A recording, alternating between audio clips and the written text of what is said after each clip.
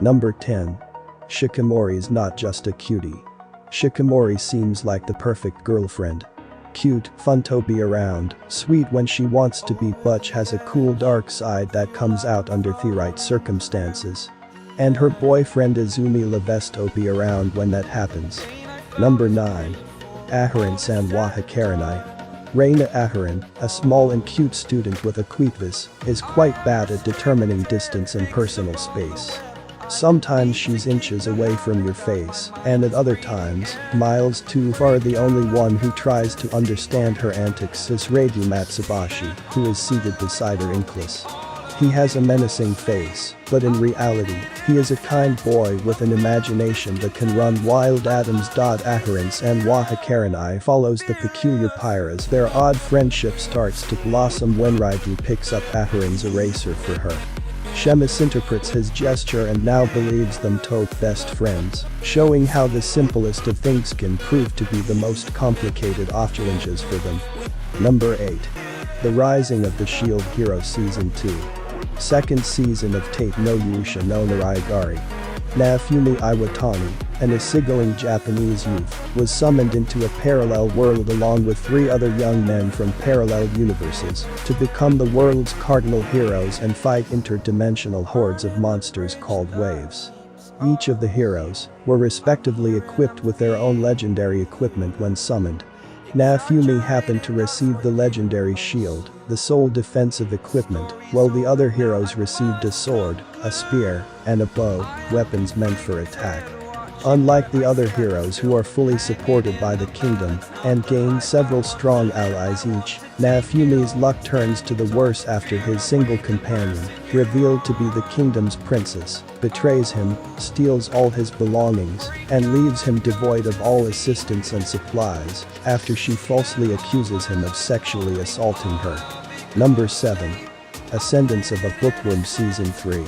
Third season of Hanzuki no Jikakuju, Shisho nai Narutame nai wa Shuten wo Arendere Remisen. Number 6. Summertime Rendering. After his parents died, Shinpei Ejiro lived with the Kofun sisters, Mio and Ushio, but he has since moved to live on his own in Tokyo. But after Ushio drowns while trying to save the young Shiori Kobayakawa, he returns home to mourn her departure. However, bruises around Ushio's neck bring her cause of death into question. Taking a step back, Shinpei becomes convinced there must be another explanation. Dangerous entities roam among the islanders, and a vision of deceased Ushio asks him to save Mio as her final request. He is certain that something is afoot and Ushio's death is only a piece of the puzzle. With the help of Mio and various others, Shinpei struggles to forge a future in which he, his friends, and family can stay alive. But the more he investigates, the more impossible such a future seems. This darkness infiltrates his home island. Just how much more suffering will he go through before finding the right path to save it all? Number 5. The Dawn of the Witch. The war that raged between the church and the witches for 5 centuries finally ended in peace, but a few short years ago. However, nestled in the shadowy places of the world, the embers of that age-old conflict still smolder. Attending the Royal Academy of Magic of the Kingdom of Wenias is a struggling student named Sable, who has no memories of his time before being enrolled. At the command of Headmaster Albus, he left the kingdom to travel to the southern reaches of the continent, where anti-magic insurgents are still a force to be reckoned with, as part of a special training regimen. Accompanying him are a party of individuals strong in both ability and personality. There's the one known as the Witch of the Dawn, Rue Christas, who seeks the forbidden knowledge of primeval magic, and the Grimoire of Zero, the genius girl Holtz, as well as the school's soul beast, Cud. Just what truth shall they uncover in their journey to the south? Number 4. Watching Love After World Domination. In the eyes of the public, Fudu and Dazumi Magahara are sworn enemies who have nothing in common. Fudu, also known as Red Gelato, is the leader of the hero squadron Gelato 5, whose mission is to bring about world peace.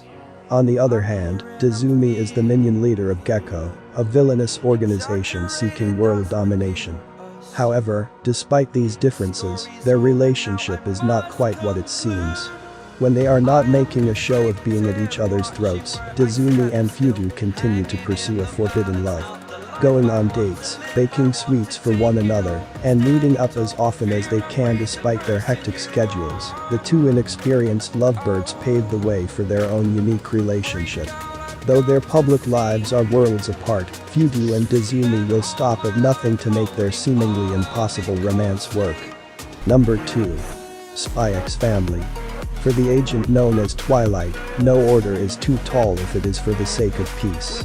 Operating as Westeros' master spy, Twilight works tirelessly to prevent extremists from sparking a war with neighboring country Estania.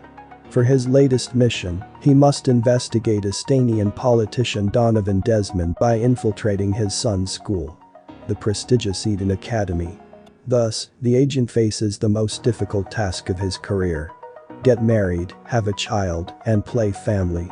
Twilight, or Lloyd Forger, quickly adopts the unassuming orphan Anya to play the role of a 6-year-old daughter and prospective Eden Academy student. For a wife, he comes across Yor Breyer, an absent-minded office worker who needs a pretend partner of her own to impress her friends. However, Lloyd is not the only one with a hidden nature. Yor moonlights as the lethal assassin Thorn Princess. For her, marrying Lloyd creates the perfect cover. Meanwhile, Anya is not the ordinary girl she appears to be. She is an Esper, the product of secret experiments that allow her to read minds. Although she uncovers their true identities, Anya is thrilled that her new parents are cool secret agents. She would never settle a large debt. They are to play a friendship game. A series of games that will test the strength of their bond and trust in each other. As the group's faith wavers due to the growing number of secrets and betrayals, Yuichi must figure out who of his friends he can actually trust and ultimately discover the identity